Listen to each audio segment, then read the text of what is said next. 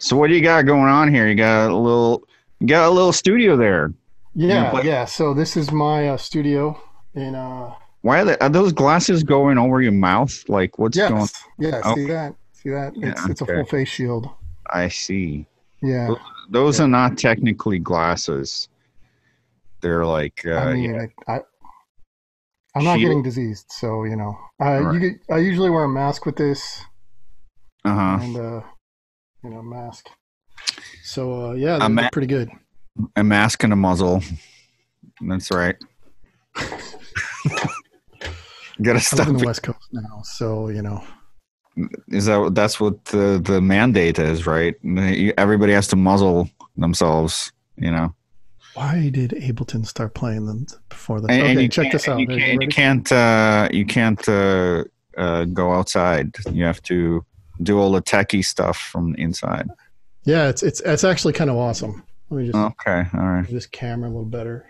That's like It stutters in the was way. fine. Now I don't know what's going on. Okay, so you wanted to see the Tempest. Is that what you want to see? I guess whatever you're gonna play. I don't So know. this is basically Tell me about okay. this I'll play first, it. or do All you want right. to So play I it? got this from I bought this from Velt in the beginning of the pandemic Okay. when I was stressing out and made a impromptu purchase because of depression. Okay. Perfect. Love those. So is that in time now? You like that? It's in time with itself. Yeah. Okay. Nothing else. New track I'm working on. Hopefully, Dave Okay. will make it better. Uh-huh. And a little bit of.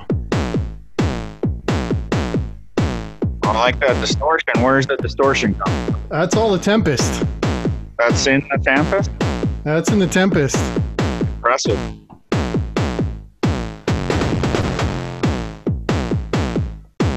Okay.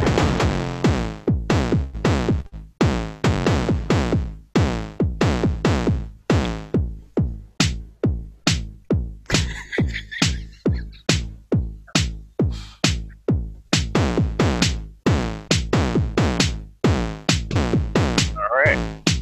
You liking that? Yeah.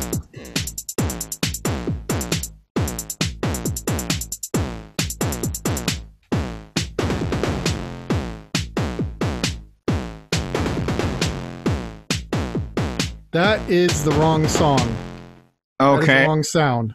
That's classic. You love It's playing the wrong song. yeah. I knew I love playing the wrong sound. So to order to get the right sound, I'm going to turn this off Really? and turn it on again. Why do you have to turn it off? What happened? You can't just go to a different song. Okay, that sounds good. Let's hear that one. There we go. Okay. See that? Yeah, no, yeah.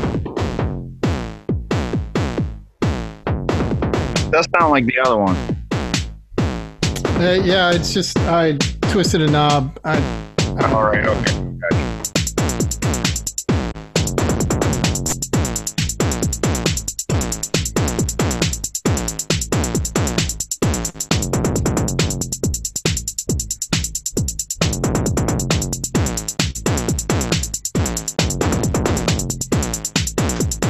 Are you ready for the crazy snares?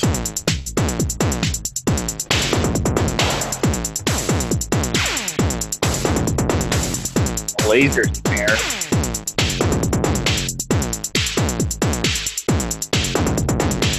You put them together. Yeah. Ready for the bass line?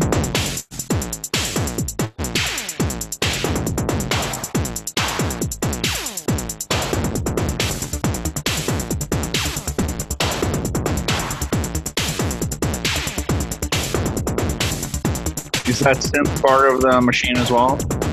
Yep. Okay. Nice.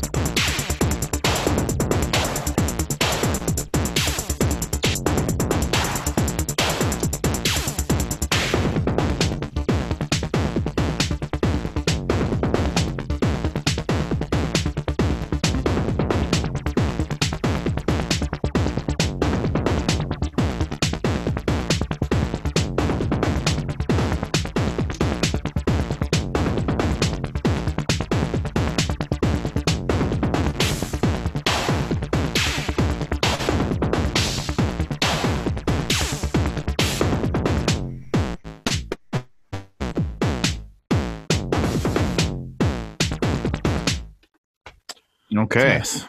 It's always a mess. No, it's okay. It sounds good as a. I mean, I've seen Basic play whole sets just with that machine, so that's pretty cool. Zoom was glitching a little bit, but that's okay.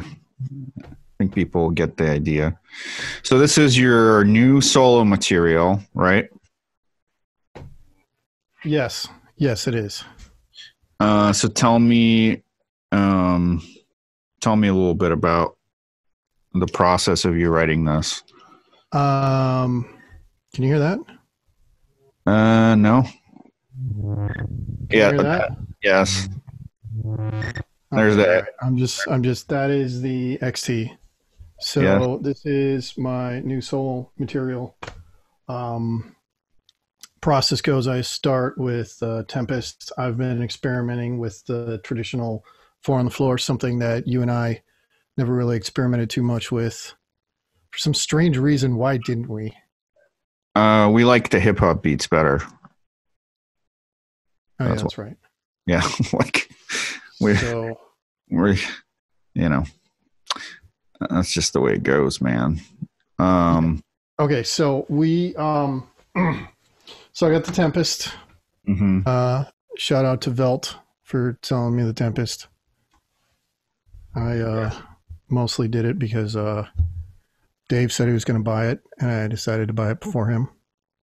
It was a impulse buy, as they say. Extremely impulse, born of COVID depression, waiting for the impending doom. Back in like what, February or something. Yeah, how do you feel now with COVID? How do you feel about now? Well, I got a new job during COVID, so that's pretty hilarious. I mean, that's good, but it seems like if any industry, I mean, the tech industry, which I suppose you're a part of, are you not? Um, yeah, I guess I am. I am now. You have to admit it, Pete. You have to admit it. Yeah. Well, I mean, before I kind of bounced around. So tell me what. Let's see. What I do for a living, or what? Yeah, let's talk about it. Okay, Bring the camera on yourself here. Let's see you, or do you not want to be in a picture here? What's going on? I mean, I used to love being in spotlight, but not too much anymore. That's okay. Mostly, this big ass thing of a microphone, looking like we swing both ways with this thing in front of our face. Why yours is dark? Mine is like this metal color. Yeah, I got a dark microphone. There was an option to buy the silver or the black, and these look terrible. That's okay. So tell me about this. So what do our tech overlords want? Do they want us? I am the wrong person to talk about tech. Do they want us to stay at home forever and just be on all our apps and not ever go outside? Don't think they care. I think they care. That's how they make their money, right? I really don't think they make their money. They make their money doing. Well, you got to be, on the computer for them to. I mean, it's a complicated thing. It's number of companies. Is the COVID thing great for the tech industry? I would say no. No. God, you're so controversial. All right, why not? Definitely. People are at home. They're consuming the social media, the media. Isn't it great for the tech? Don't they want it to last forever? I'm under so many NDAs. I can't really comment too much. Well, you're on NDA saying that. That means I'm right. What? All right, fine. And I didn't work for all the what? Who? I didn't work for all the media. I didn't work for all those social media companies. So yeah, but now I don't want to say your job, but you work for one of the big software provider people. And tell people a little bit about what it is that you do there. I am a. What is the official story? Jeez, what did I say? I'm a security consultant. Okay. So I assess your security posture I'm an security offensive posture. security consultant. Offensive security consultant. Offensive security. Okay. Yeah. Yeah. That sounds So like fun. Like you have fun with it. it sometimes it is a lot of fun. It Mhm. can be a lot of fun because, you know, I used to be a consultant and then I joined an in-house team, as it's called in the security industry. Mm-hmm.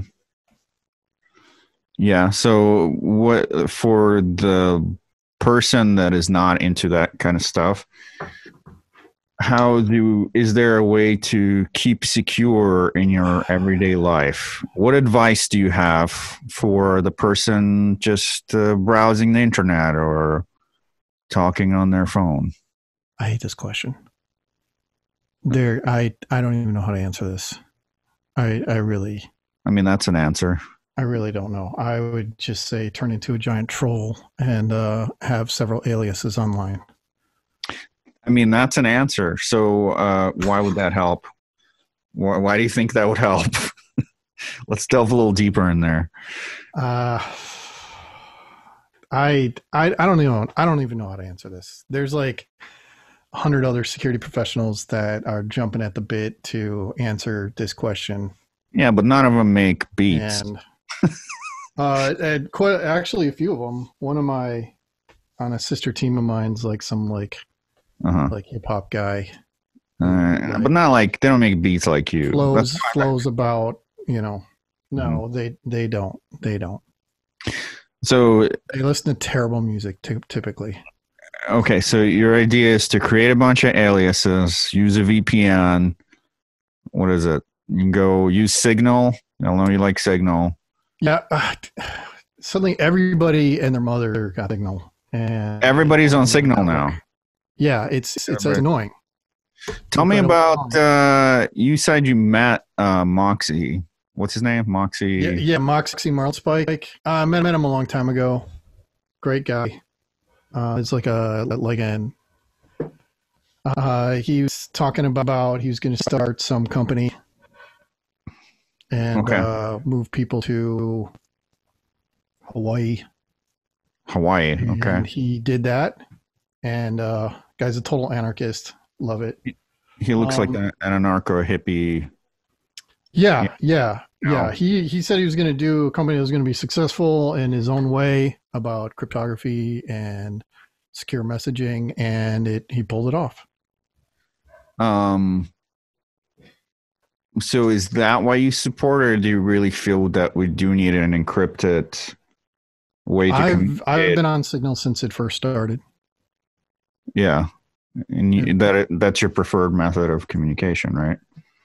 One of them, yeah. What are can you tell anything about the others?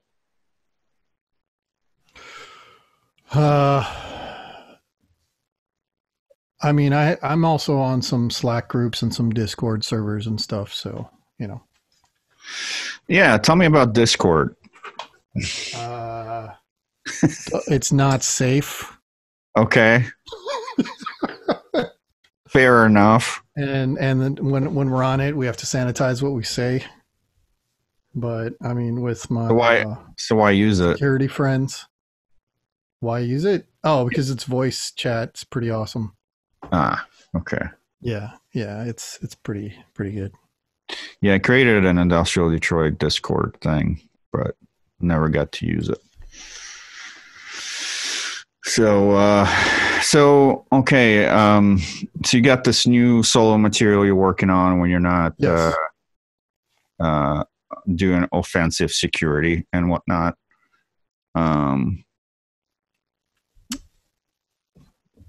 Yeah. Took over a room at my place and set up. Yeah. Do you end up spending a lot of time in this room with your gear? Not as much as I should, but yeah, it looks cozy. I try to. Yeah. I barely use the modular shit. Really? Let me go up high so you can get a better. Can you see that okay? Yeah. Well, no, it's sort of. I just see the cable. Yeah. Perfect view of that cable. All right, there we go. Is that a better? Start with Okay. the MPC Uh huh. 1000. Uh huh. The actually, I can just bring this around. There, All can you right. see? Okay. Yeah. Okay, so we got Tempest Classic Which we heard, yes, and then MPC with the expanded screen and the broken buttons and the dumb pad. and you Put got a hard drive in it. what's the hard drive? Stuff. It's just got it's a massive hard drive to store samples stuff. Okay. I need And to you got spend some. What's that?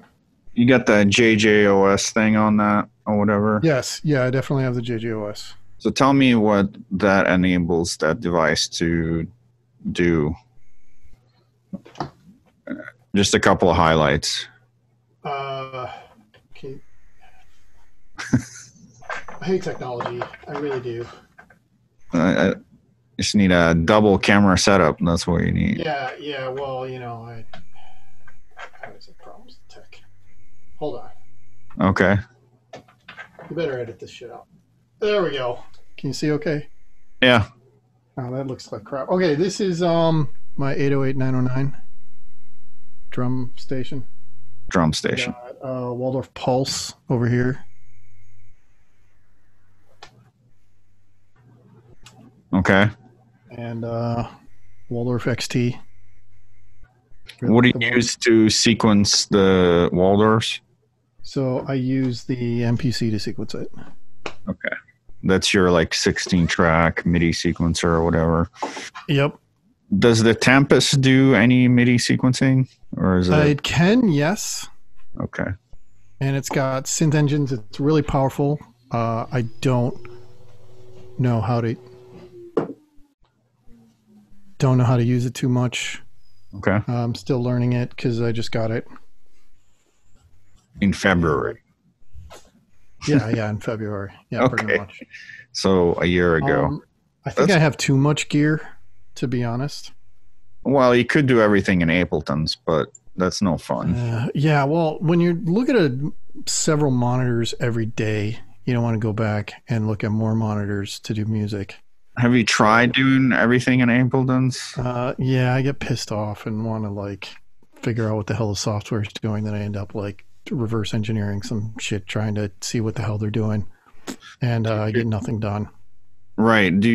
Also, if it's on the internet, do you like go off on internet stuff instead of working on Ableton stuff? Yeah, usually I get some idea of something for work, and then I end up researching that instead of like doing anything. I don't want to sit around with a laptop when I sit around every day with a laptop.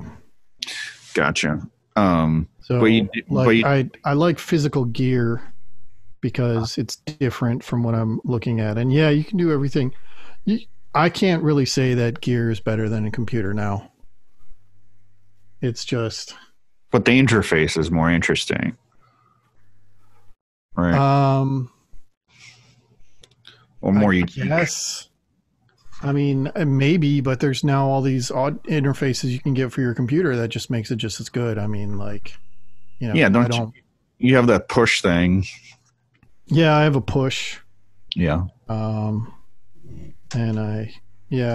It's really powerful too, So a push kind of brings the attention away from the computer a little more, but still the monitor's still there.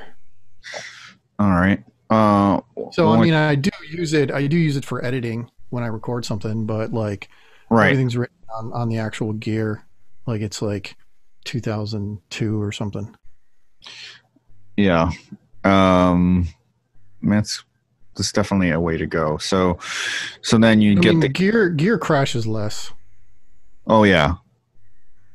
True that. It's like it's firmware, so it's made for, just idiots beating it up. That's true. But you do end up, like you said, tracking everything into Ableton's. Yeah. And then I ask people to mix it down for me. Yeah, and then you can do the editing and whatnot, structural work. Do you end up putting stuff in song mode at all? Does the Tempest have? No, no, I No. don't. So Okay. uh, the wonderful. That's I can't really see the screen. The MPC. Right, NPC. Yeah. I don't really use song mode. I just mute and unmute tracks, Hmm. kind of like what we did a long time ago on shit sequencers. We did do some song mode sometimes, but Yeah, it turned out terrible. yeah, we were not good at that. Um, we're good at jamming on stuff, Yeah. So and then editing those jams. And where did we get that idea? where do we get that idea? Yeah, where you do long form takes, and then edit those down to workable, listenable things. Where did we get those? We got that idea from Jazz. Pretty sure listening to a lot of Jazz and funk music. I mean, remember when we sat around, we were listening to like James Brown. Yeah. And we were like, this is and the you same were two like- measures over and over. Yeah. Yeah. And you were like, and he was like yelling out commands. He's like, okay, we're going to go to the bridge. You want to go to the bridge? Yeah. And then the crowd's like, yeah, okay, everybody. Okay, we're going to go to the bridge. Let's go to the bridge. Now we're in the bridge. Let's keep it going. Keep it going. Yeah, he was good at that. We're like, we're like, that's genius. Why don't we just yell at each other what we're going to do next? That's what you and I did to do. We like, okay, I'm gonna stop it. Get ready. Right. Get ready. Okay, here it goes. Stop. And yeah, there was some stuff going. Yeah, there was like communication going on. Yeah. It wasn't like set where we're like knew what was going to happen. It was like, hey, but a lot of times I think after a bit of that, after a while of that, we got to a point where we didn't have to even communicate that much. We kind of could feel when the other person is going to do something, hence the cover of that Exponential album where you get that, one brain or third mind or something like that. So you're gonna play. Let's hear another track from your forthcoming EP that I'm gonna put out on Industrial Detroit, or at least a piece of something. Oh shit! That wasn't the XT. That was the Pulse. Oh, okay.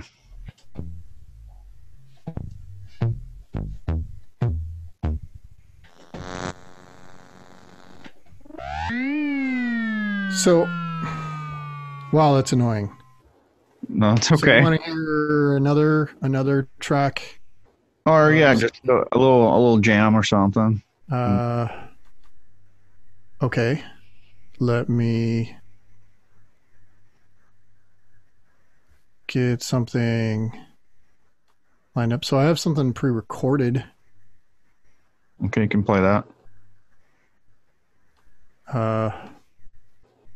That is in the work. Actually, the drum track from what's going. So let me see if this actually works. Okay. Hello. Okay. You might have to drop your Abletons, right?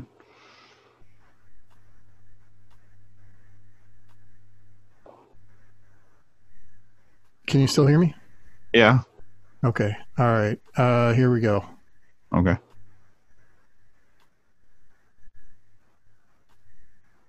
I'm not hearing anything. There it is. Okay. Great, because I the way things are wired up, I can't hear this. Oh, I can't hear this. You can hear the track? Okay. Maybe I can. Hold on. You can hear it. I can't. Okay. Yeah, I can hear it. But you can hear my dog barking. I could hear your dog. Hey! Stop with that!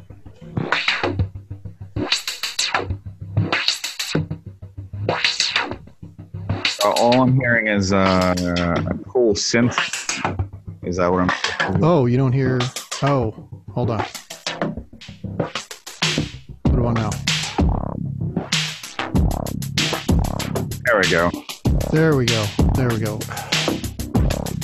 See, this is why I got the job I did, because all I do is break shit. I just break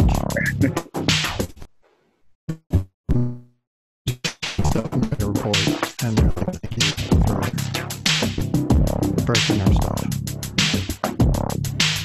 Okay, breaking stuff is good. You said that Zoom glitch stuff. So that was great.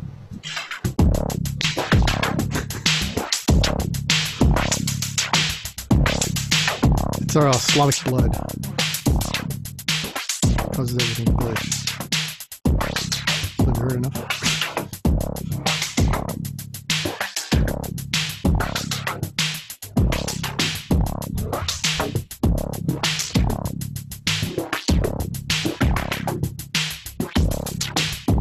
I feel like this has a lot of electro sensibilities there. Yeah, true. I mean, welcome to Detroit.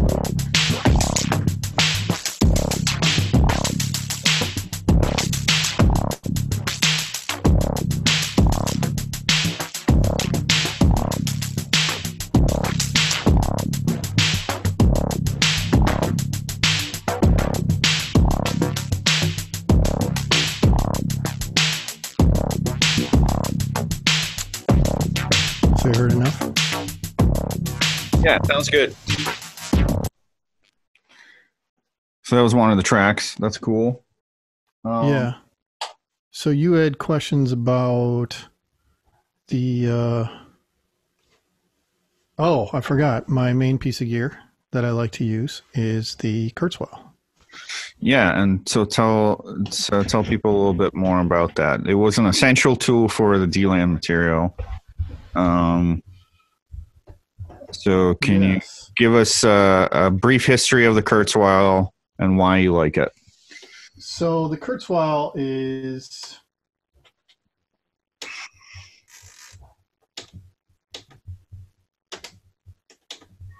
so first of all, it's very interesting because it's like probably Bob Moog's quintessential digital synthesizer. Okay. Apparently, when he lost the company, he got hired by Kurzweil to run the development team, and I can definitely see his genius in this device. So you're saying Bob Moog. Moog. Moog. He. Yeah, I went to the Moog music factory, and they corrected me all over the place. Okay. Yeah. So shout out to Asheville. Asheville, North Carolina, where they put those synths together. So he was the principal guy involved in that, in the developing of the K2000. Yes. Okay. One of he was head of the design team. So nice. His genius, yeah. So he did things a lot different. If you look at sampler schematics, because now today you can pretty much dig up all the sampler schematics of the classic quintessential samplers, and it's basically 16-bit, 32-bit microprocessor. It's basically a computer. I mean, the MPC is, if you look at the schematic, it's a computer with an operating system that like processes and plays stuff back. Now the Kurzweil does something different because he put a 68030 or a Mac Quadra into the device, and he got DSP chips to do most of the heavy lifting. Actually, it's 3 core DSP chips, one for playback of the sound, the sample, and then 2 for processing.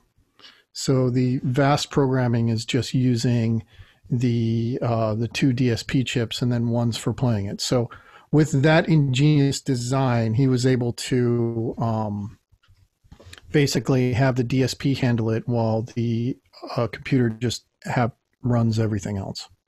So you can pitch things really low and really high and do a lot of advanced things with the DSP chips that you really can't with the microprocessors and running things as a computer at the time. And what's I mean, so the MPC 1000, right? Is that's what we have? Yeah. Is another sampler, but it doesn't sound like the Kurzweil. So what's it's those DSP chips that do it. okay? And the programming they did in it. So I like it because I can pitch things down extremely low and extremely high. Okay. And it has. Oh, you want me to? Okay, hold on. Yeah, give us an example. Yeah. You know, people know Kurzweils for those nice piano sounds. You know. Oh God, I hate all those sounds. Yeah, every single one. But piano sounds are a complex beast, and in order to create, you know, this whole paradigm was created for the K2000, which enables you to do crazy stuff to samples. So once you figure it out, we'll hear something here. Okay, these are like whatever sounds, but I can go down low. And that's like, and then I can go really high. Okay, but it's doing something weird when it pitches it up and down. Yeah, because it's. I mean that is like the depths of pitch that this thing can do. The MPC cannot do. Right. I really tried, because it uses those DSP filters, those DSP chips, and stuff. All right, so now give us a taste of what you would do to some generic kit like this. Now from there, I can then add in. It does a lot of like exponential stuff. Like there's wave shapers in here, and most of the wave shapers, and I've tried. I have 1, 2, 3,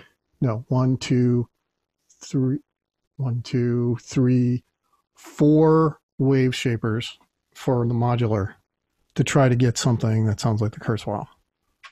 And about 4 of them. No luck? Or no, it comes close, but nothing like it. And I was talking to the industrial music electronics guy that does all those stuff, and he says that's because the Kurzweil does logarithmic ways of doing its wave shaping, which is incredible, which is different than all this bullshit that I have up here that I spent too much money on.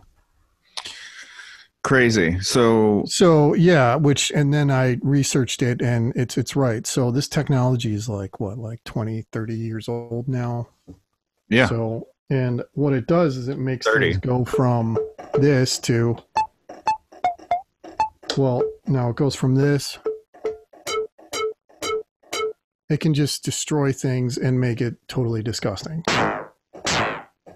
And then when you add pitch shifting,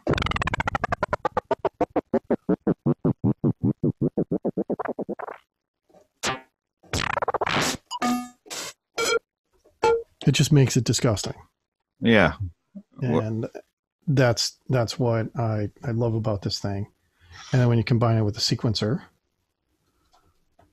using something that, what did I do?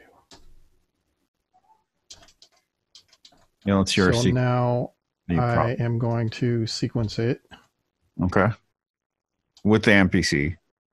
Yeah, with the MPC. Now it has an internal sequencer, which we never used. It's just garbage, right? It's just garbage. Yeah, most of the sequencers back in the day were just complete.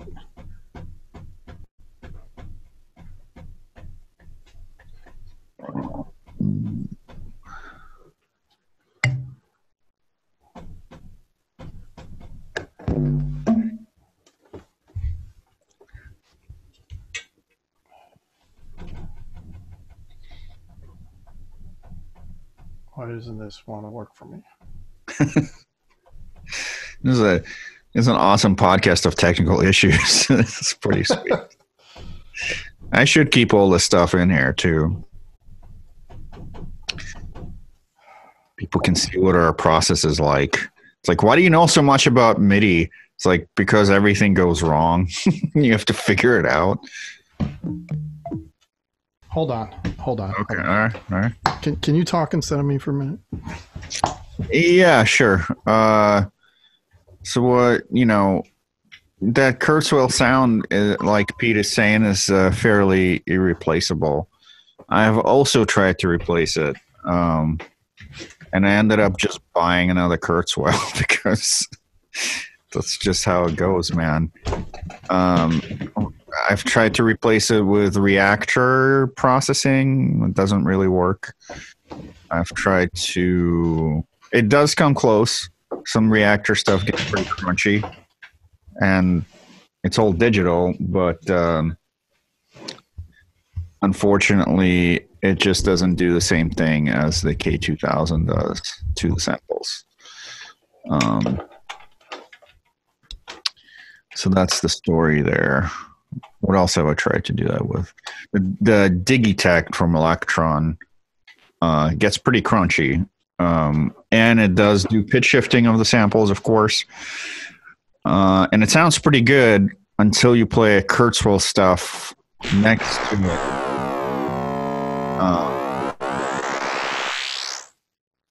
And then Sorry. That's okay.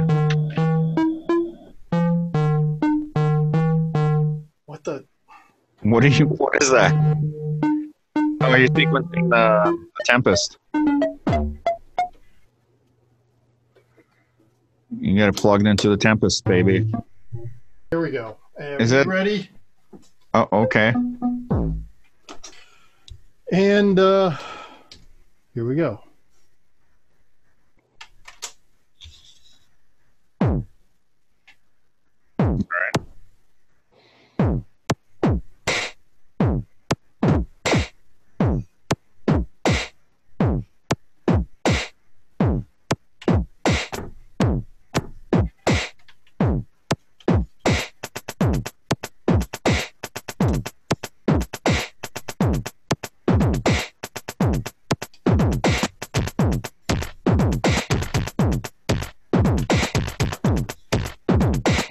So we have, so as you can hear, this is the sounds as they are raw.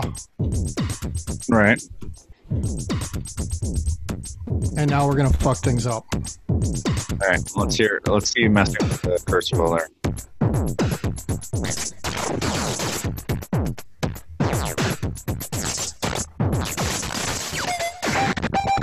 Yeah. There's that crunch.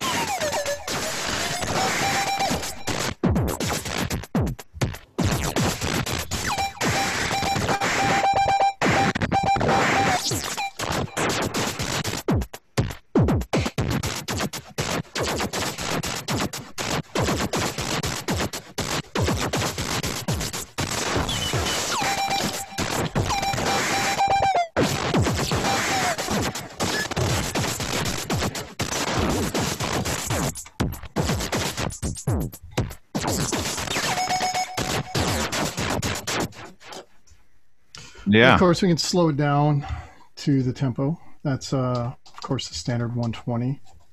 And we'll do the classic 96.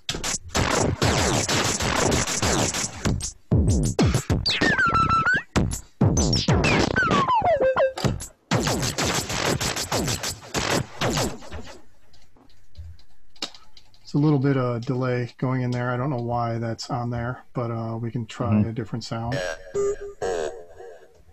There's some speak and spell there. Yeah, so we let's try that.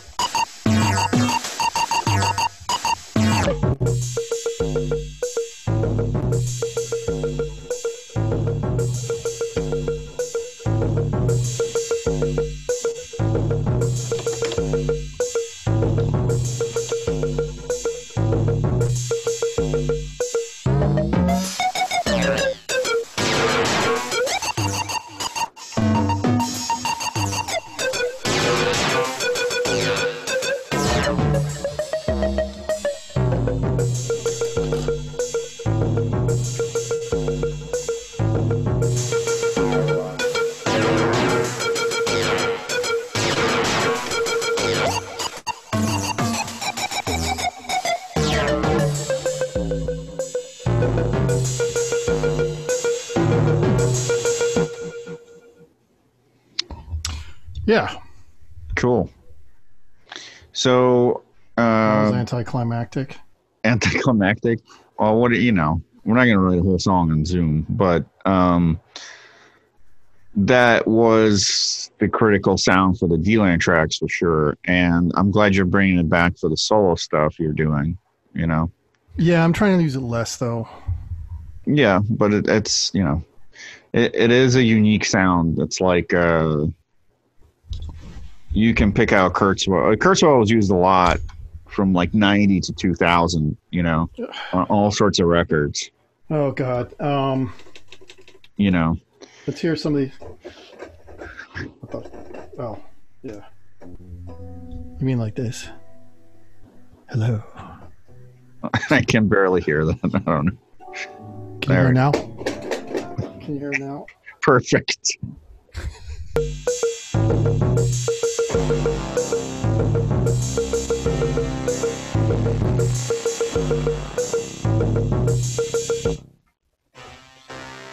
So, all right. So it's a pretty, you know, thank you for demonstrating the Kurzweil there. It's pretty amazing. Okay.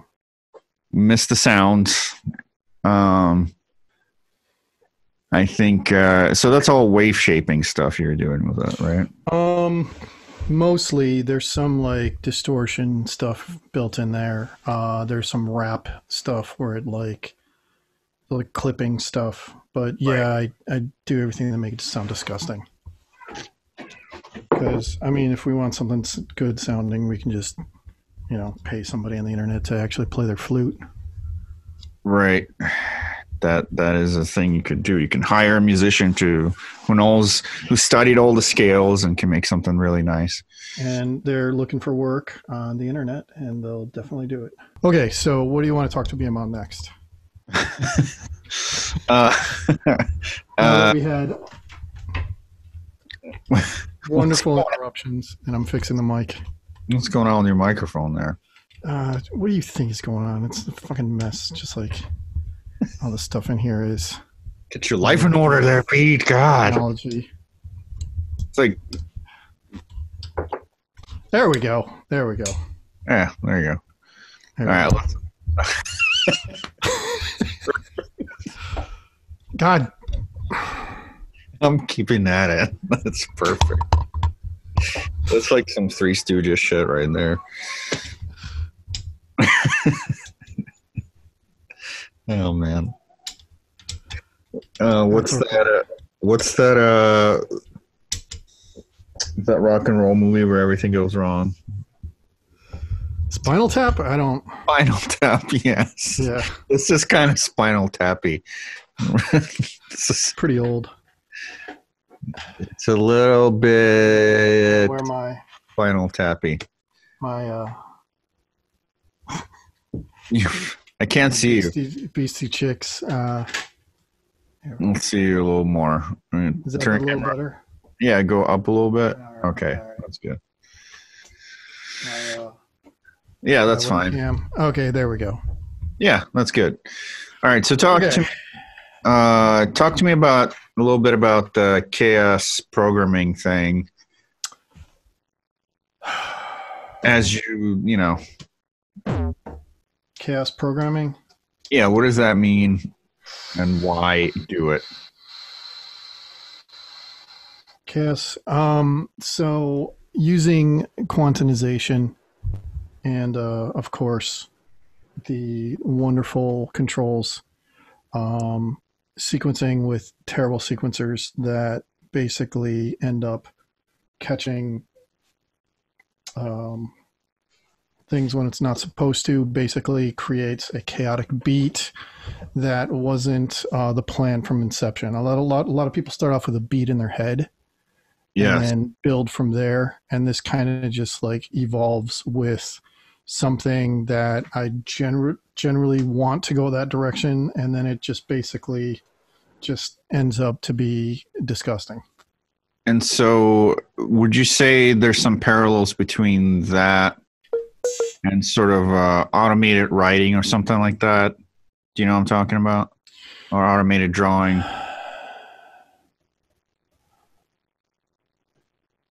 I don't know. A lot of the things that I thought were kind of turned upside down when I started learning about machine learning, and How the so? process on that happened. It's interesting because the way we would think that things were kind of chaotic and coming together was just using randomization, but the way that we thought that the computer would bring chaos brings it completely different. Such as like when you have machine learning, you have a data set and then you have it learn off that data set and then it can do predictive analysis from that data set.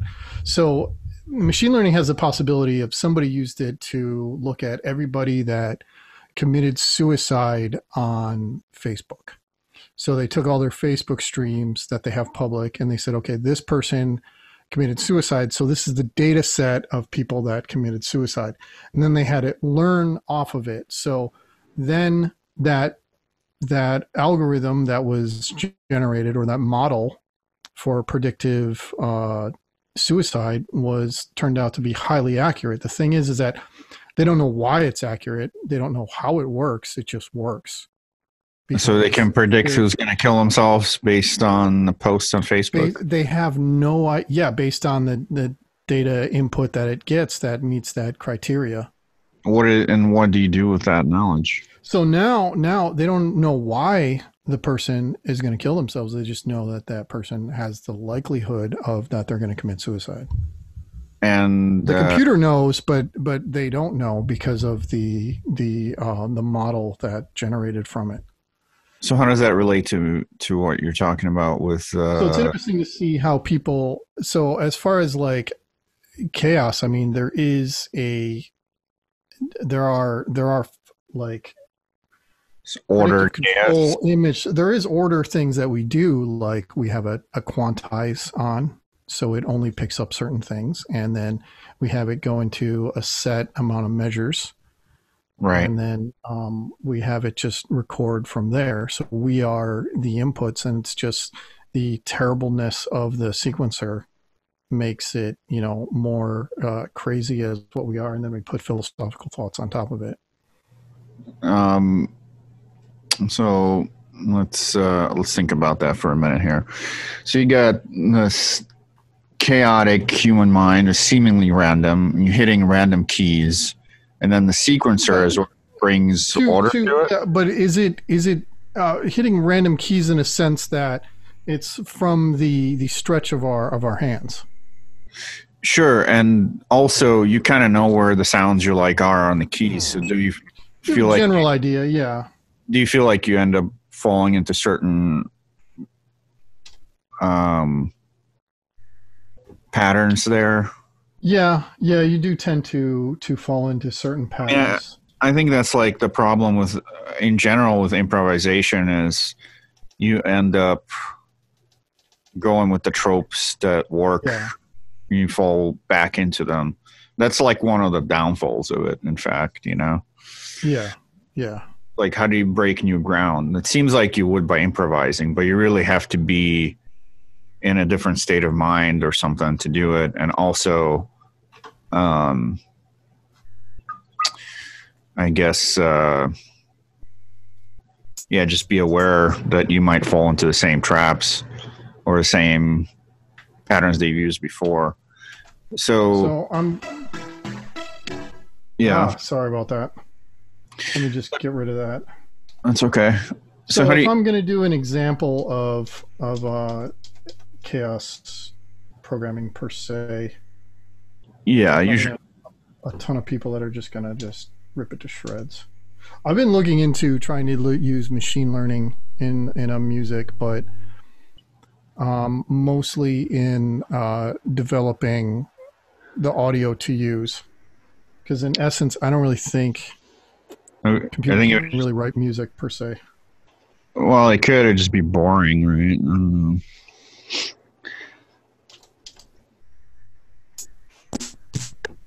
Okay, so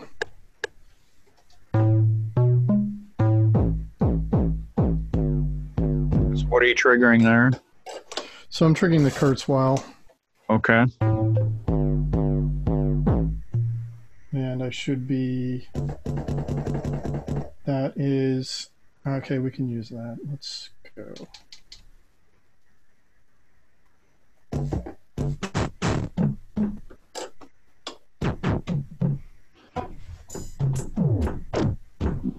It's a new drum kit I'm working on. Okay. Cool.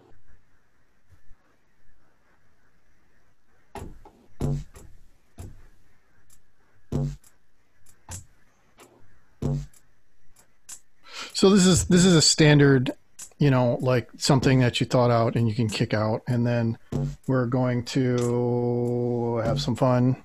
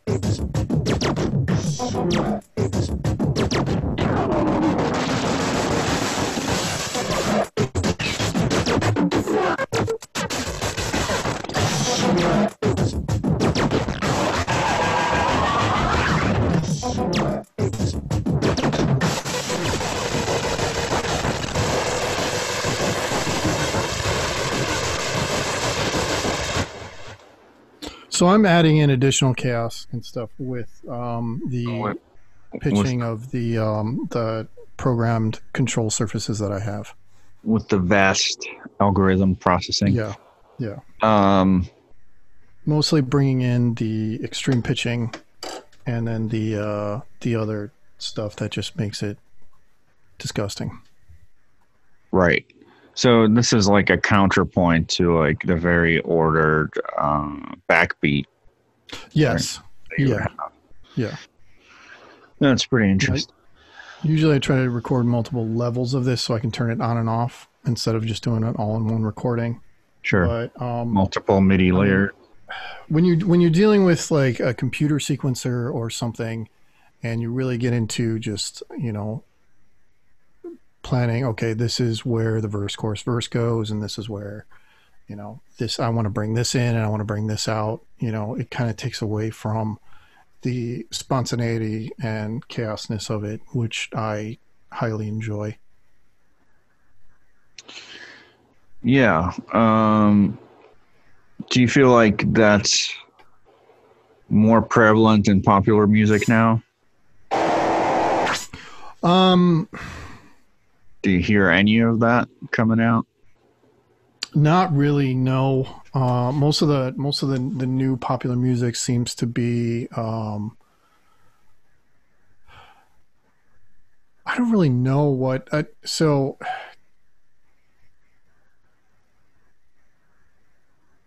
I don't have my ear to the ground as much as you do on what comes out new or not. And what I listen to is pretty terrible. What do you listen to? I've been really getting into city pop lately. Okay, what's that? I don't like will it go through if I Yeah, don't play it because there's copyright things. But yeah, like it's Japanese 70s and 80s music. Sure. Yeah, that's fine.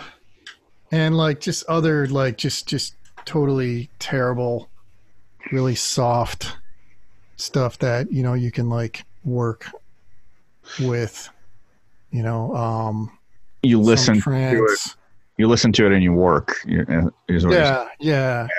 And just other things like I listen in the car. It's just terrible. Like you would just be like, why the hell are you listening to this?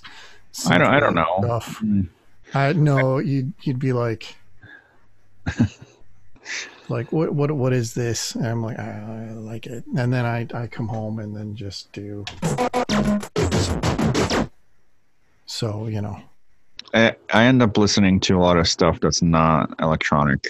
Or I don't know, at least I went through a period of that, you know, just to see how people put real instruments together, you know, which is pretty interesting. I mean, if you look at my Spotify, it's pretty terrible. We're gonna check out your Spotify there. Yeah. I mean, like, how do you feel about Spotify for artists? It's freaking terrible for artists. I mean, it's always terrible. I'm trying to think of what my latest. Let me look at my latest thing that I liked in Spotify. Okay.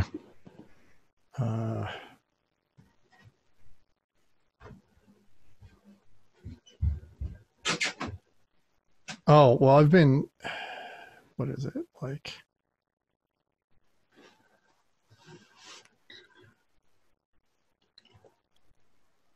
It's a vaporwave track. Nice. That's cool. Yeah. I've been getting into a lot of vaporwave. It sounds. You know, I like. I'm on the West Coast now, which, you know, it's I hear a different vibe out here.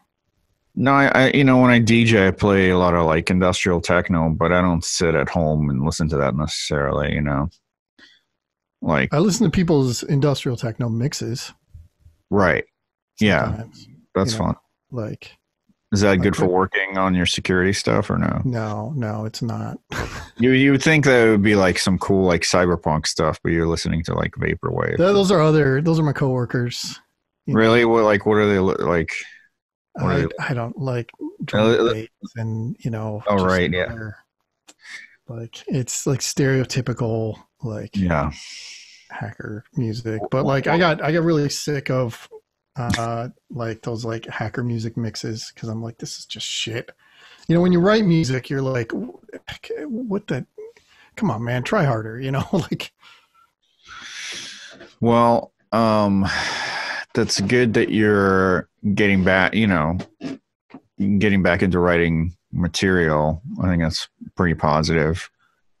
And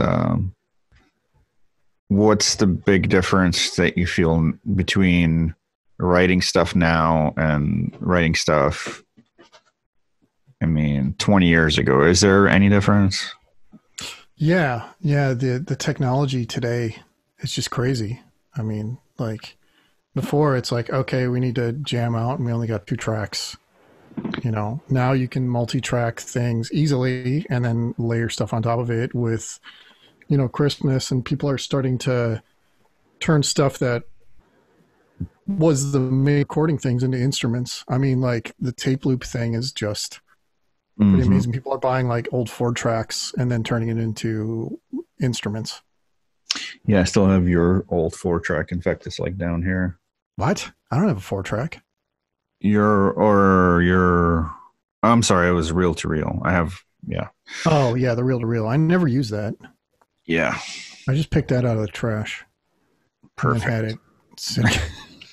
I don't think it got much love since then. It was decoration mostly. So multi-tracking and tape loops, you feel different? Okay. I mean, just like, now with multi-tracking, you can get high quality stuff with like almost any money. And then stuff you can do on a computer is just as good as any, you know, instrument per se. I mean, some people argue with me against that, and just the prices have like dropped for a lot of the gear. Yeah, there's some expensive gear still, but and I guess it is like, and then there's so many for so many years. Yeah, it's pretty low in price now. It's pretty amazing. What's your advice for somebody who's just starting out making music?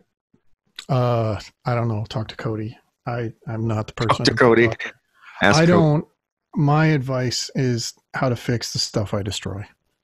So okay. I'm not a good person to talk to about that. Last time, I have trouble talking to other musicians Now, I don't know why. I just Yeah. end up like butting heads or something with them. Like, what the hell? I just have a bad view on the world and just can't really relate too much. Well, I think you're honestly your politics and your worldview seems pretty down the middle, and it's that is extreme now when people are so polarized to the left or the right. The middle is the extreme, which is fascinating to see.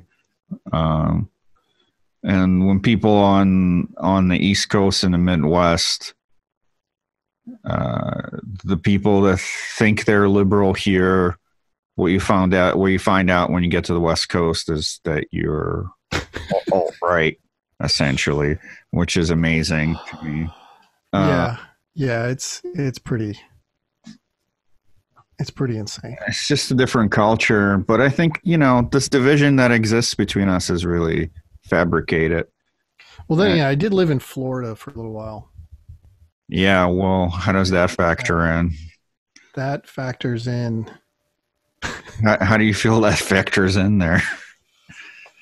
I picked up a lot of the Latin culture, which is really Yeah, friendly, warm people, and not taking things too seriously.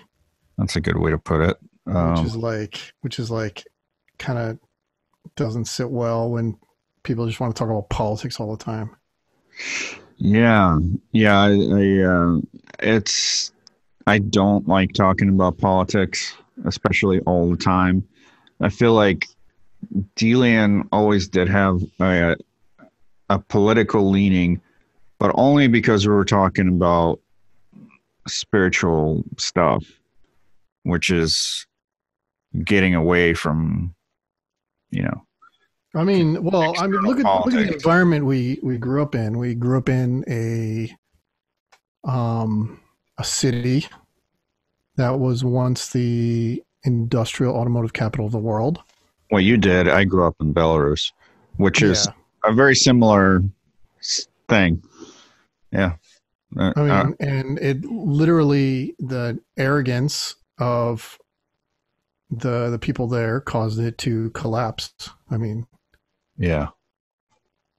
and if you look at the automotive industry, the world had a war and destroyed most of the world, and Hmm. America was untouched. So they had the industrial base intact, and then as soon as the world geared up and could make better cars because now you're competing with the world. Of course, it's gonna come crashing down when you're arrogant about stuff. Yeah. How long do you think the American empire has left? Oh, it's gonna last a long time. Okay. We don't have to worry about that. We're not going anywhere. That was proved. How do Somebody you, tried to topple it, and that didn't work out at all, didn't it? what, Trump, you mean? Or I'm not mentioning names, but I don't know if that was a full hearted effort. I mean, it seemed like it was, but the video made it really seem like it that I watched. which video? I was watching in real time. Oh, the Capitol thing? Yeah. Hmm. Well, we Yeah. kind of like a number of my security friends. We all predicted this. Like we were like, the sixth is going to be a shit show. It's going to be a total fucking shit show. We knew it Yeah. was going to be a mess, and then Well, it was a shit show. turned into a mess. Yeah. So, how do you see the culture evolving? The I guess quote unquote industrial music culture evolving with the times Well, it's because interesting. A lot of people saying it's actually split into two from what I can see. Like there's one group of the culture that's totally dying, okay, and then there's another resurgent of it with the industrial techno. I mean, that's basically just industrial music that's really just vibrant and doing well. I mean, we're seeing other countries starting to pick up the slack. I mean, look at all the great stuff coming out of Spain. Look at all the great stuff coming out of South America. Yeah. I mean, now we got stuff coming out of Asia. I mean, it's really alive, and with the internet, they can all kind of connect together. I mean, there isn't. It's less of the focus of what's going on stage and what's going on in the club and what's going on in the music. Where do you see 10 years from now? I have no idea. I can't predict anything in 10 years. I thought I could predict stuff, but I mean, obviously, life taught me otherwise. So I have no idea. I have no idea where it's going. Ray Kurzweil predicted the singularity in the year 2035, I believe, 45. Do you see that something like that happening, like a bunch of disciplines coalescing into some kind of breakaway point? If we live that long.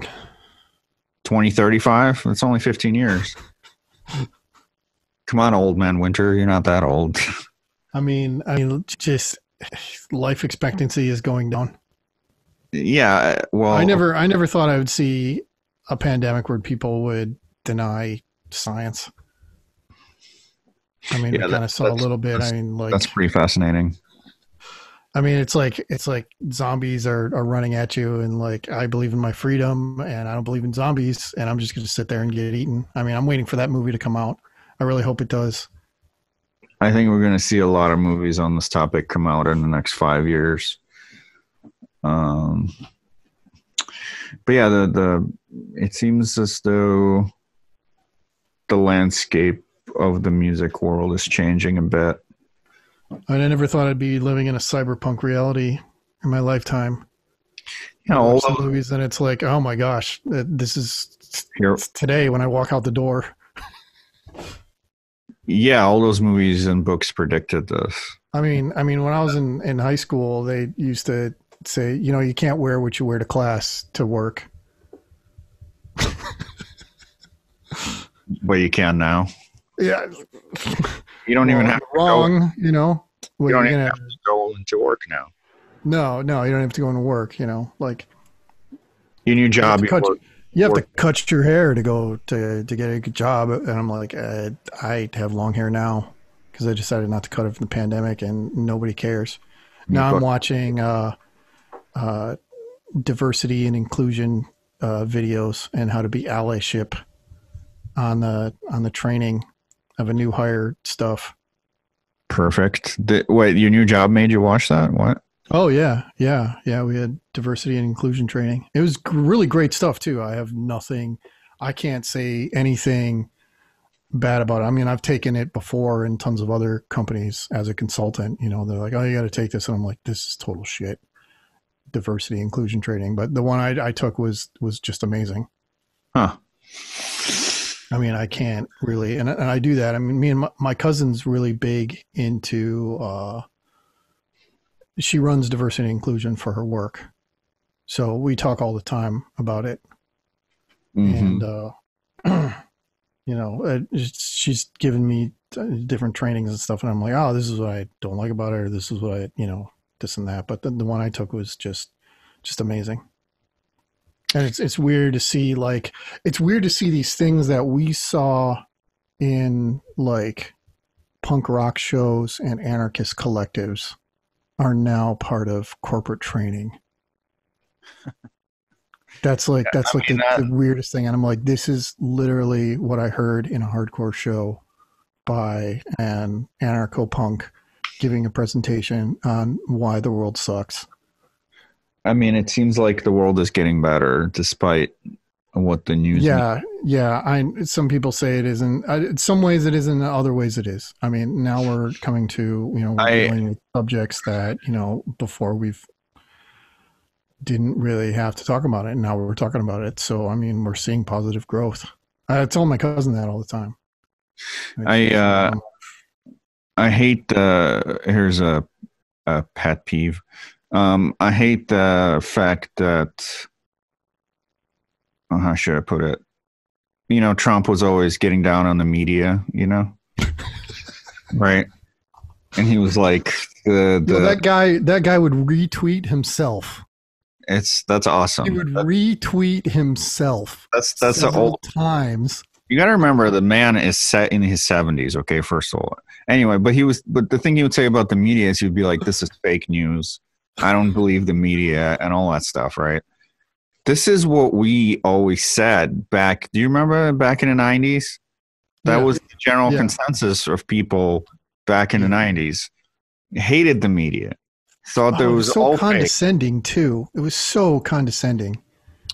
It was like passive aggressive, racist, and very condescending when you ever talked to them. When they had that stupid voice. Ba ba ba ba ba ba ba ba ba. Yeah, there's Ba a ba kid. ba ba ba ba ba ba ba. I Well, hate that. none of that went away. And It's still, yeah, I can't watch it, but I never watch the news.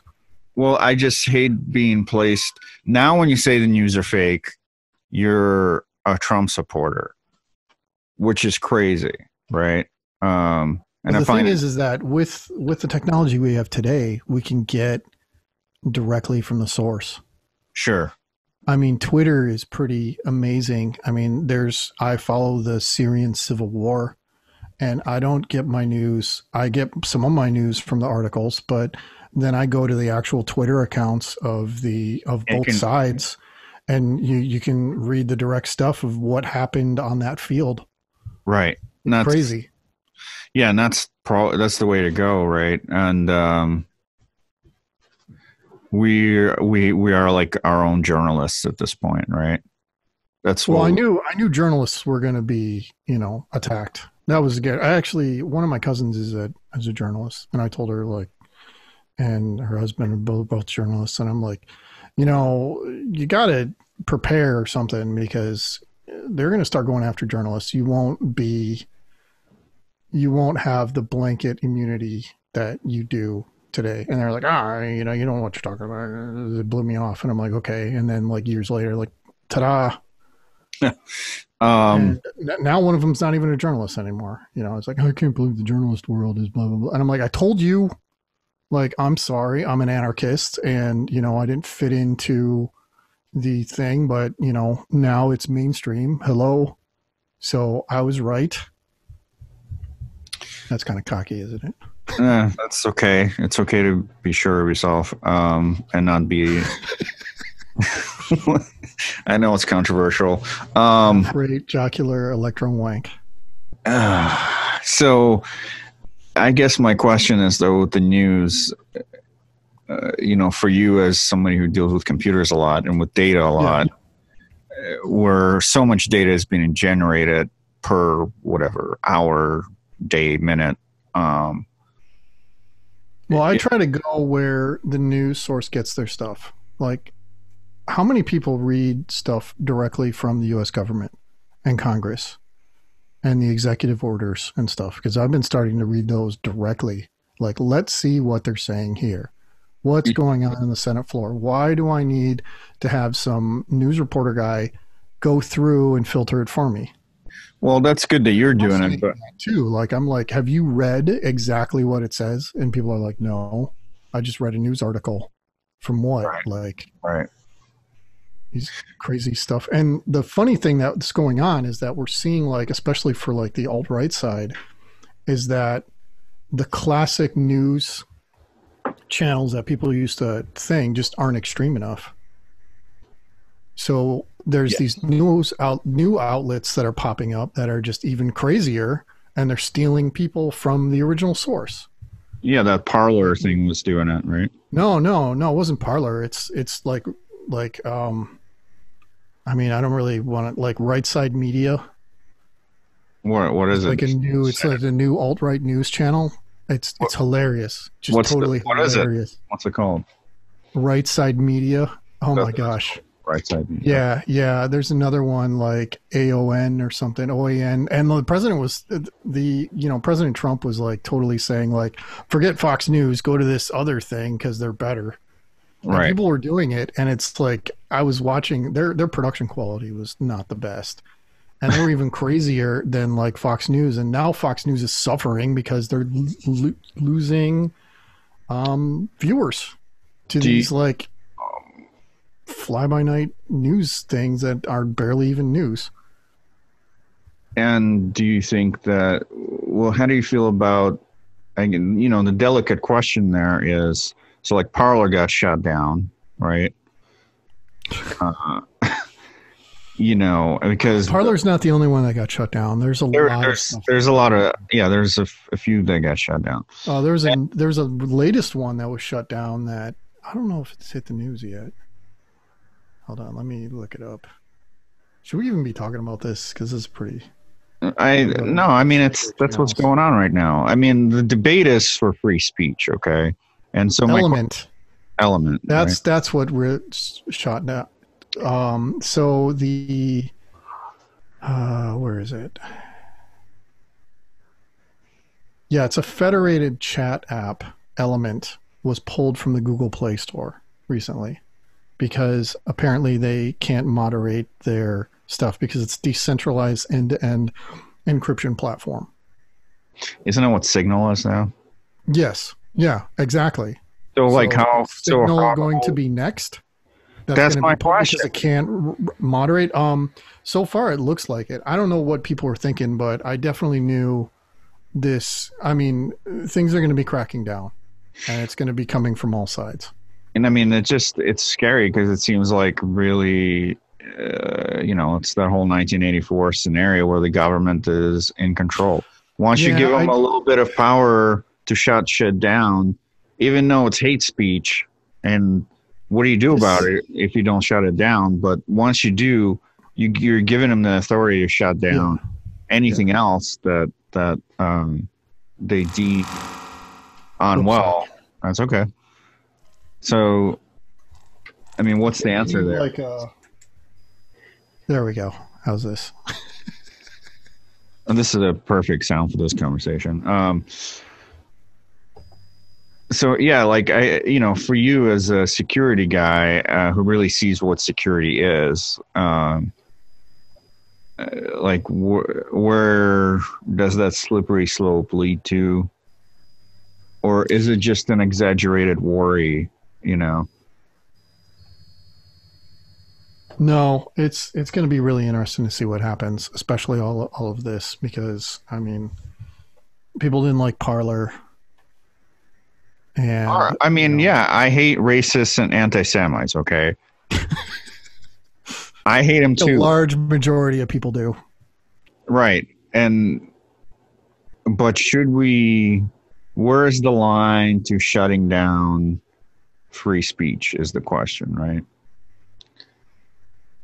Well, the thing is, free speech is not under threat right now. That's the funny part. Like, they say it is, but it really isn't, because, I mean, you still have freedom of speech. These are just corporate platforms that are controlled and fitting narratives. I'm not very good at explaining this. I am too pessimistic of a view. Who is, though? That's the question. Nobody is good at explaining it. And I think until people don't even want to think about it. And I am waiting for a crackdown on Signal, though. That's I guess what I was getting to ultimately, is something that we use like Signal, which is, am I right? It's decentralized. It's encrypted. It's not really being used as a social media platform per se. It's you could have. I am waiting for them to try to shut that down. Yeah, and there is a group out there that is trying to do it and go after. Surprisingly, though, the funny part is that, so I had a friend was looking to get a ham radio. So he's looking at Amazon, and like certain ones were like pretty cheap. Mm-hmm. And then after January 6th, the prices, they were all being bought. They were out of stock, and the prices had skyrocketed like 4 times as much. Makes sense. So we're seeing a lot of the alt-right people saying, okay, we can't trust the internet because of Parler, so now they're going to shortwave. to Yeah, organize, which is pretty hilarious because there's even less security right. and You less can just pick that like up, right? Like, privacy in shortwave and more control than like anything. It's just I don't know. I mean, The, listen, like fuck those people that have so much hate that they need to go and act it out, right? But not fuck those people that are just frustrated with their shitty life and they want to express themselves, right? yeah. Like those are It's a weird thing to see how this is going to play out. It's going to be extremely interesting how to play out. And I don't really know how it's going to play out. I can't really predict it or yeah, see how it's going to even happen. I just have to sit there and be along for the ride. yeah, no, One thing that taught me so much was I remember when we were going to school and like people would stand up and go, "Why do I need to learn this stuff? I'm never going to use it in my life." You know, yeah, I don't want to learn that. Like especially like math classes. You know, yeah. I've and the said teachers that. were like you know, and then years later we have people believing in COVID, you know, 5G causes COVID or some bullshit like that. You know, like where did that come from? Well, that didn't come from anywhere. It came from people not learning how to think. Yeah, so critical thinking is a skill that Even mathematics is a skill. Like ma- you taught me the most important thing about mathematics, and it didn't even like phase me, and it actually made me go back and learn stuff. Um, trig, trig algebra, and what's the other one? There's trig algebra. calculus, No, calculus is different. So geometry. trig and algebra and geometry, that's it, Yeah, are ancient. We're talking like dawn of mankind, sure. like when civilization started to come along, that's where those were discovered and used. So that is ancient stuff. Calculus is the big one because you said calculus is very important and every human should know at least calc 1 because calculus allows you to have machines. Calculus allows you to have technology. Without calculus, we couldn't have the industrial revolution. And you Yeah. were so right about that. And as an educated human, you should know calculus. And I go, I am stupid because I can't do calculus.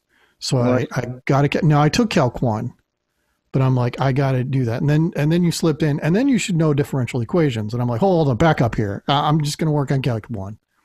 I So, and differential equation. now I see it in my job where I run into programming things, and I'm like, what is this complicated formula? Oh, this is calculus. I need to learn this, especially machine learning. So, I Yeah, mean, you're right. We should learn geometry, algebra, trig, just to, you know, as an ode to our ancestors for working so hard and surviving and yeah, letting us live on the planet for so long. And then we should learn calculus as a means of an end of slavery. Because without machines, you know, we just go back to slavery. we just have people do the impossible tasks. And we just not have the wondrous machines we have. So, like that education now, you know, I have some cousins that are teachers, and I'm thinking about putting videos together to, you know, just try to motivate their students so they have a good answer to like, why do I need to learn this? Because you won't be stupid and you can think and not do stuff like trying to overthrow governments over, you know, totalitarian dictators or have Nazi Germany happen again. Yeah, I guess math would help. If I mean, I it's think a bunch of it, but math is definitely one of them that should, you know, it's very important. I mean, if you can't, once you see the logic of it, I think it does develop a certain amount of critical thinking in your brain. yeah. And I'm seeing a super lack of this all over the. I'm just dumbfounded by how many, you know, people that are thinking are just walking around and then yelling at me. Yeah, and I think that's I think about why I got the math degree that I got. There's a few reasons, but one of them was because I knew that of the way my brain worked, it was very intuitive and artistic or whatever, and I wanted to have the counterpoint of logical, you know. Well, I think it's excellent choice. I don't use it much as far as work goes, but I do feel like it does open up a realm in your brain of thinking, you know. So I would say for somebody who's looking at mathematics, it's definitely, you know, there's a lot of applicable stuff. If you're an engineer, you have to study it anyway. If you're a nurse, you have to study it even, or whatever. But calculus, differential equations, and linear algebra. You know, linear algebra with matrix manipulations, that's really a lot of uses, you know. Yeah. So taking a system of equations and reducing it, you know, that's great. You know, electrical stuff, all sorts of stuff with that. But yeah, I guess learning languages. Learning languages is that's another one. I'm working on my second language. I'm trying to learn. Well, you already know Spanish a little bit, right? Somewhat. I need to practice it more than I am. That really opened my eyes. I never really realized how much of the brain it opens when you're bilingual. I'm kind of jealous you're fully bilingual. Yeah. Also, the hardship you went into suddenly being thrown into having to learn a new language. It wasn't that hard at 14. I think if I was older, it would have been harder. Yeah. You know? I mean, and the ability to think in two languages. I mean, when I was trying to, it's just weird. It's really weird how it uses different parts of the brain. Yeah. Different thought patterns that come with it too. I mean, there are some languages are similar. I mean, English is a Germanic language, but like there's, Russian is a Slavic language, but it's still like Germanic. I know that whole thing about accessing different thought patterns is I think it's critical to understanding what thought is, because, and this will get a little bit abstract, but I think thought is no language. It exists. Like there's, of course. I mean, think of what deaf people. Yeah, but I mean, just in general, like when you have thoughts, what we perceive of them filter down through symbology of language is not the higher movement of thought, which is these larger movements. You know, I feel like that's just my theory.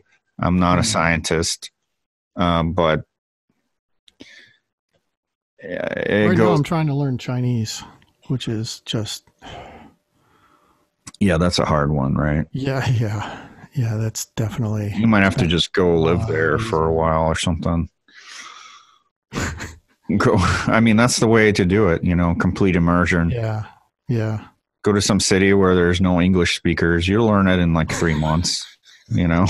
So you're like, how do you say that? Okay, I got to know that to get my coffee or whatever, you know? So I'll say that now, you know? Coffee in Chinese is pretty easy. It's, coffee. It's a coffee. Coffee. But it's, that's a fascinating thing that you're born and you're able to learn any language, right? Your brain is just like this blank slate. But it's also fascinating that language, I mean, what you're talking about, chaos programming and quantization, I feel like language is the quantization of thought, you know? So we can kind of see the pattern and comprehend it and communicate. But is it really the most efficient way to communicate? The pattern? The language. The language pattern. Right? There you go. Um, All right, I'm being annoying. that's okay. What was that sound? Was it It's called About Spooky. about spooky? All right. Is that a Kurzweil thing? Yeah, it's a Kurzweil thing. Yeah. It's not on a Kurzweil. It's something Yeah. I mean, I guess that's why music is such a powerful thing where you can communicate emotion too, which is pretty fascinating. Which I truly don't understand how frequencies are converted to emotions, you know? Electrovision. What's that? Nothing. Don't listen to me. All right. You're talking about deep stuff, and I'm being an No, well, how do you think? idiot. Yeah, I mean, there's some neuroscience behind it, right? I guess I'm not an expert in that stuff. Well, I mean, neither am I. I When I had Danielle on here, she was kind of talking about it. Yeah. Excellent interview, by the way. Thanks. Yeah, I gotta have her back to delve more into that. But anyway, well, I feel like we covered a lot of stuff and had some technical breakdowns and whatnot. Yes. Yeah. Well, it's me. Yeah, that's perfect. I think everybody got a glimpse of what you got going. Yeah, your closet where you have a bunch of gear. I still think you should put it in the living room, but that's just me. That's where I have my gear now. This is my basement studio. Nice. But then I have a couple of synths upstairs, and I see it doesn't flood. No, this basement does not flood yet. I'm jealous of all those synths you got. Yeah, well, I got a Kurzweil here you can't see. Maybe I can. What's that? What's that one on the bottom? This right here? Yeah. That's the JX3P with the Kiwi 3P mod. I always wanted a JX3P. That's what Mike always says, and he always regrets selling his to me for $50. Then that's the JP 8000. Oh, that's the haunted synth. Yeah. Now, what's above it? I see that that's a I'll show you. Korg. Hello. Oh yes, the classic ER1. Yeah, so we got the ER here, not plugged in currently, but it has a 9-volt power thing right here. Yeah. Which I think, didn't you make a battery pack for that or something? Yeah, I did make a battery pack for it. I don't know what happened to it. Probably blew up by now. Need to figure that out. But I'm using the 9-volt to power my original Nintendo because I lost the power supply. Yeah, and we got another. Somebody's doing sit-ups. Zara's over there doing something. I'm not sure what. Oh yes, the TR707. That's another TR707. Jealous of you having that. Got from Mark Church. Excellent interview, by the way. Yeah, thanks. He's a wealth of stories there. He's got. So yeah, we got some gear here. There's a machine drum over here. Jealous of that too. Kurzweil. Azara. I'm jealous of that. How you going, Night? What's going on? Neil. All right. Actually, I actually have some music stuff of my own. Oh, that sounds great. Yeah, I have. Tell Pete what you've been using. I've been using this computer program called Soundtrap with my friends. Oh, nice. We've been texting each other and FaceTiming each other on that app so we could figure out some music stuff. Yeah. I like to play this synth. It's really cool. Cool. All right, I'll see you upstairs. Well, I'd love to hear it when you get a chance. Yeah, she's like, Dad, I sequenced this song. I'm like, what? And then she opens it up. It's like a whole thing. I'm like, okay, Google has, I think it's Google.